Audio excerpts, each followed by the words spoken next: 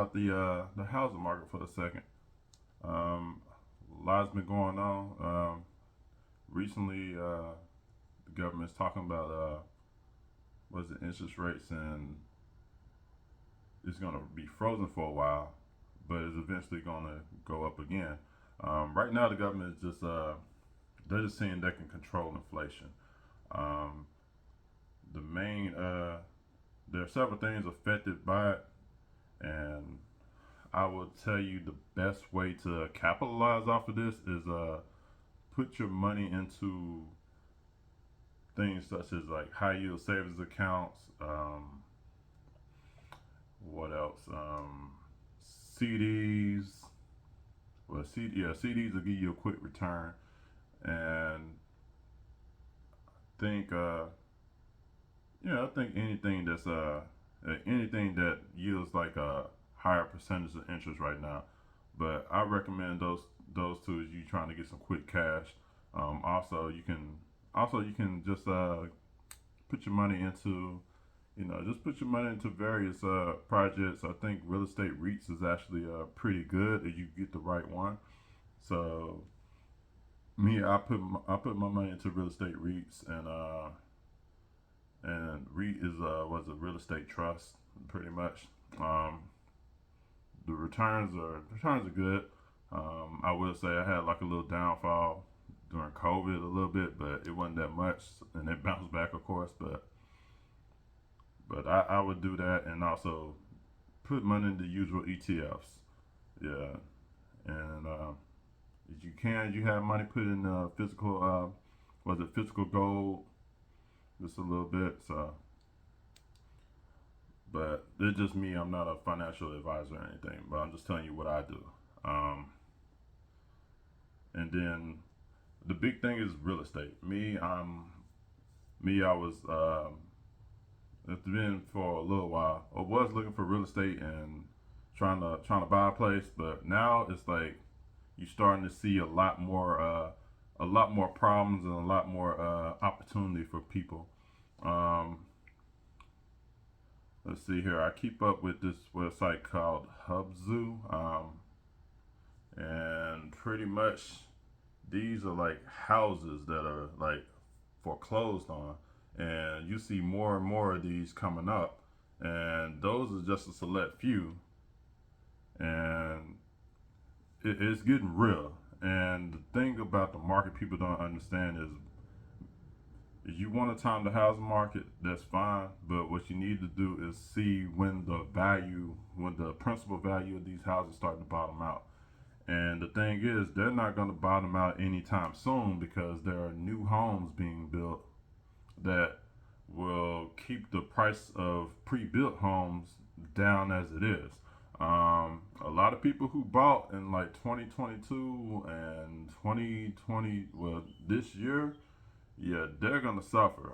Maybe some in late 2021, and the reason why they'll suffer or they'll be stuck in their house because sooner or later, like the more new houses that get built, the more, the more they'll lose value in their homes. Like the equity will be gone. And me, I would say I was looking in I was looking in Texas at the time, um, and I seen houses go from like 500 in the area I was looking at, like houses that would go for 500,000. Now they're going for like was it 445, 420.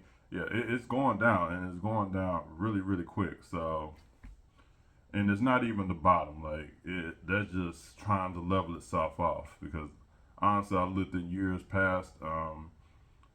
The particular area I was looking in, those type of houses were probably like in the high 300,000s to the mid 300,000. So it's gonna cool off. And the thing is, it's okay if it cools off. The interest rates is not gonna cool off, and that's not really a problem.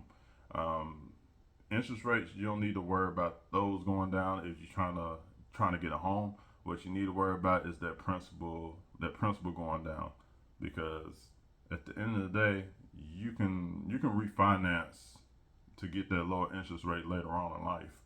But you just need to be able to sacrifice a little bit if you're gonna get a home. Like it's not a smart idea to go into trying to get a home while the prices are overpriced and then go in and just lose equity off the top. That's not really a smart idea. If you renting, you'll notice like you starting to see rent prices stabilize a little bit, and they'll eventually fall.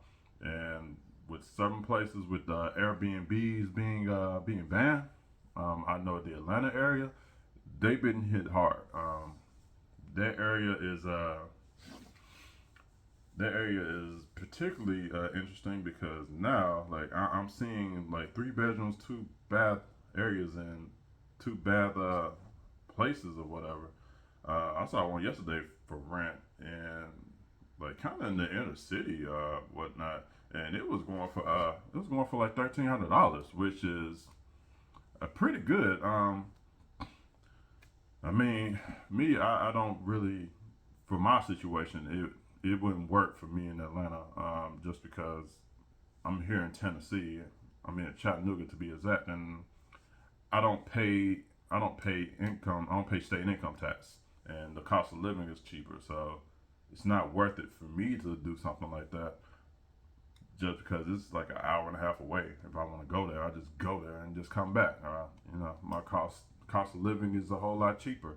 Internet's cheaper. Everything is cheaper, and I get fast internet. But it's just interesting to see that dynamic. It's like starting to happen, and that's pretty cool. I'm glad that it's getting more affordable, and part of the reason is the Airbnbs are getting restricted. This is going to happen in Dallas too.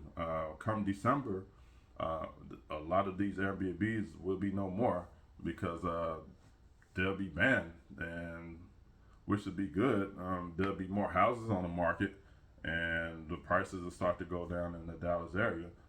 Um, I'm pretty sure other cities will be like that soon, but I'm gonna say it's a big win. So if you looking to if you looking to take advantage of the opportunities, I say Atlanta is your first, probably one of the first areas. Even though to me it's kind of overcrowded, and I'm gonna say Dallas too, which you want that big city vibe, but I think it's a little overcrowded in Dallas too. But there'll be some there'll be some real estate deals to be had. I put if I had to rank the two, I put I put Atlanta over Dallas just because Texas property taxes are sky high, and when I mean sky high, you might be paying 5 figures for property taxes, and it's just part of the game in Texas. A lot of people move there and don't ever buy a home because they can't afford the property taxes. So it is what it is though. Um, so so with that, I mean just like plan wisely.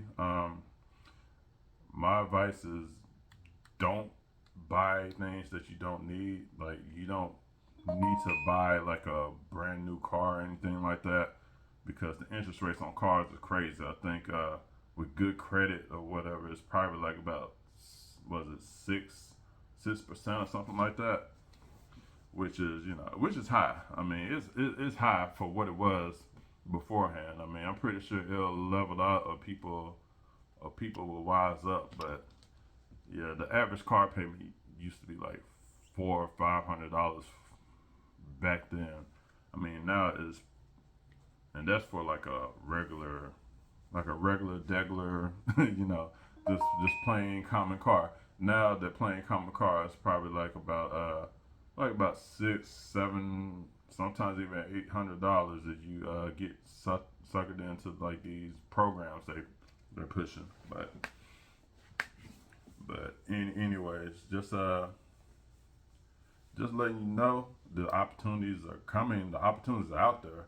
Even in my area here, they are selling multi family home units, which is pretty interesting to me. That's something I wanted to dabble into, and I might do it. But the problem is, I want to see what return on investment is, and cap rate and all that good stuff. A lot of people are getting out of it because the property taxes are getting high for one, and then two, they're not getting a good return.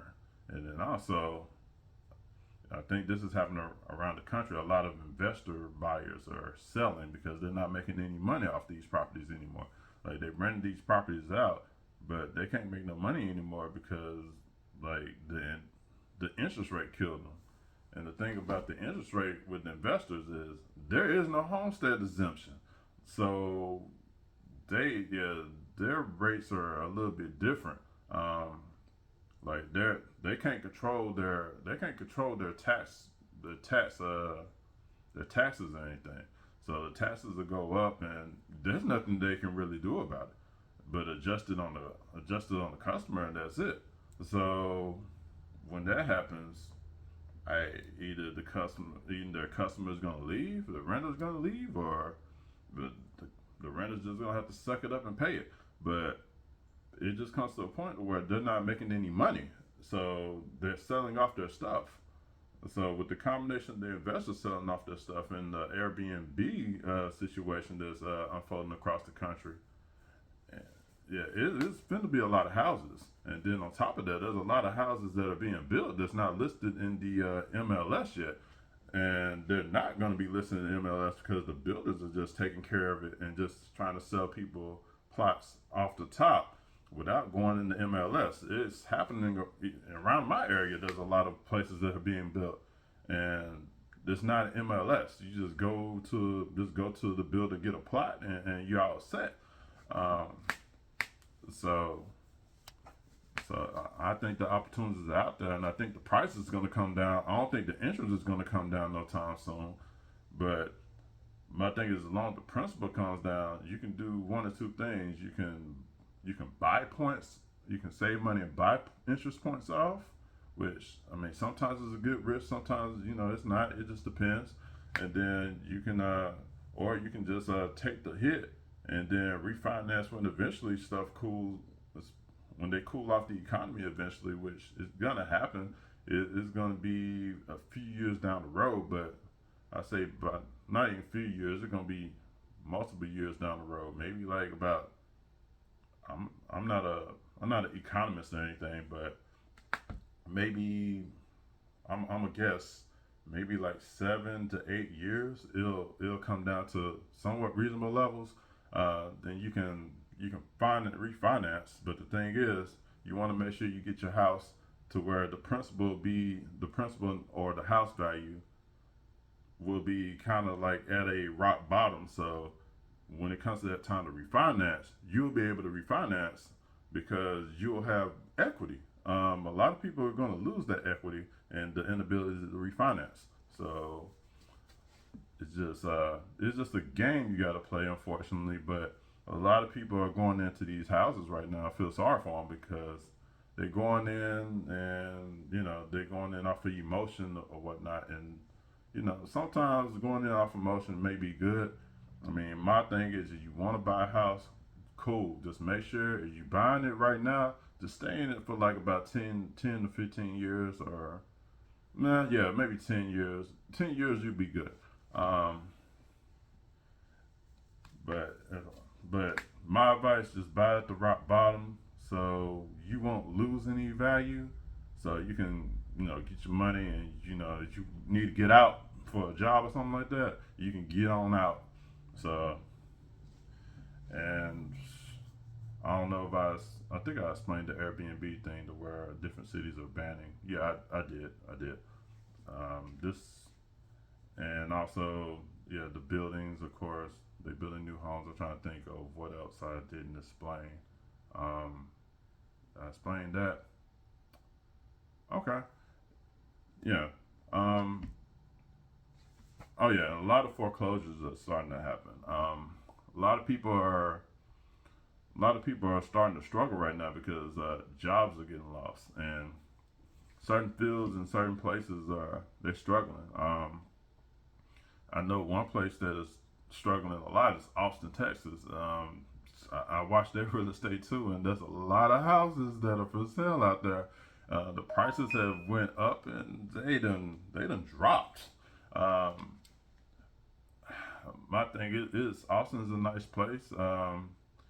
It's kind of a hybrid between it's kind of a hybrid between was it I'm gonna say San Antonio as far as the smallness that you feel, but the bigness you feel at the same time. Um, and a little bit of yeah, a little bit of Houston too. A little bit of those two mixed together. Um, because Houston's got a lot of things to do for young people, and I get that. I kind of get that vibe. So it's just it's a pretty cool place, pretty cool area, in my opinion. Um, but yeah, that area too is one of those areas that I say, hey, watch out for it because the Airbnb thing is not going to be an issue over there. The issue over there is a lot of the jobs that came over there, kind of got canceled. Um, People had to return home and all that. So, and a lot of people moved to Austin from big areas because they like, hey, I ain't got to pay X amount of taxes or whatnot, which I don't blame them. Like some of them states, they are not they're not tax friendly. My opinion is California is a no go. I would never live in California. They pay too much taxes and have too much rules and restrictions just to live in their state. Um, there's other states that you can live in comfortably and be done. And I always tell folks, if you're remote like myself, like you don't need to worry about living in the area to where you gotta be by everything and do everything. No, you can live comfortably, cheaply, and you'll be able to have enough money to go to those places and come back and don't have to worry about, hey, where I'm gonna get my next meal from, or hey, how I'm gonna eat, or what bills got to be paid and all that stuff. You ain't got to worry about that. Like that's the thing. I rather if I work remote, like yeah, ain't no living in honestly ain't no living in no big city, no nothing. No, I don't care if there's nothing there or whatever. As long as they got like an airport or something, proximity to an airport with parking situation, I'm good. That's how it should be. But a lot of people, a lot of people are like kind of stuck in that mentality where hey, you gotta be where everything is at. Yeah, that's fine until you broke and you living paycheck to paycheck, but you making a lot of money, but you can't see your money because you decide to hey live where the action's at, to where hey you can go out every weekend or whatever and blow your money on this and that. I was like, nah, sometimes you gotta chill, especially where I'm in my mid 30s, so I'm probably a little old for my age, I guess. A little old acting, but it's just you gotta be smart enough. Like right now, like I'm at the age where I need to put money into investments and invest for my future. Like it's cool, and I still have my fun, but I'm not stupid either. I make sure I'm able to have my fun, but put some funds to the side and let them funds start building up. So, I say what you can take from me is just is you working from home. Yeah, don't fall for the okie dokie and run to these big ass cities to where you're gonna set yourself up for failure. Um, Honestly, live cheap to where you can fly out and do whatever you want and don't have to worry about your bills. So people say there's nothing to do. It doesn't matter. There's nothing to do. You can fly out to something to do. So because all them places you'll get tired of it. It's just like, hey, people fly out from them big cities too. So it's just like it doesn't make any sense. But if you work for them big cities now, yeah, move to them cities. Don't sit there and try to finagle the system. Nah. But it's just people like me who work remote. Yeah, you don't need to move to them big places. You're losing your money and you're not spending your money wisely. So it's time for retirement, and I do say like the retirement with the inflation going on, your 401k it ain't gonna be worth a damn. To be honest, you need to have something else to fall back on. You need to have like residual income that'll come in and keep coming in until probably until you die.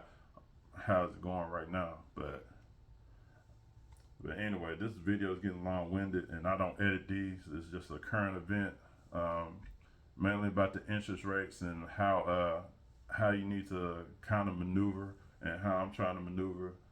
So the government, I ain't gonna lie, they fucked up.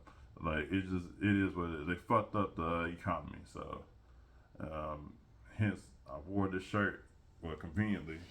Free thinker. That's exactly who I am, because I'm thinking freely and I'm thinking with my own mind and not letting these people run me, because these people will run you ragged if you don't use your brain and think for yourself. So think for yourself, protect yourself, and just make sure you vote. Well, no, just make sure you protect your assets and get some assets. So yeah, we are finna be out because this is like 20 minutes long and it's gonna take forever. Um, Hopefully y'all enjoy y'all 4th of July, 4th of July and whatnot. Um, and I'm out.